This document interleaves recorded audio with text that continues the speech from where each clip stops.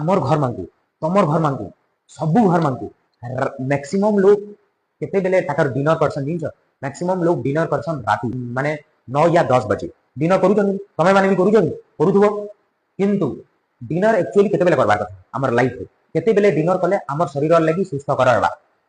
कहू जा देखो आमे का करसु नॉर्मली 9 10 11 12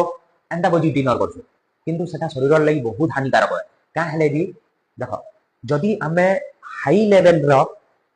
हाई अमाउंट रे खाना खामा राती बेले हमर बॉडी के बहुत कम टाइम मिलसी हजम करबा लागि जेनटा कि से करि नि पारे किंतु जदि तमे अर्ली डिनर करबो यानी कि 6 या 7 बजे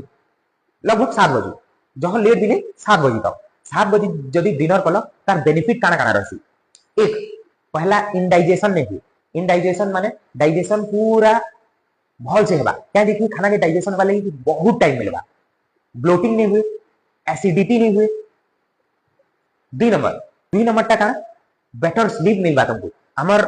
हमें खाना खाई सारला परे हमर जेन स्वीबाट हेबा भल निद हेबा हमको दुई नंबर जिनिस तीन नंबर जिनिस वेट तमर वेट मैनेजमेंट हेबा जह मोटा नहीं हो किंतु राती जदि जह खाना खाइबो सेटा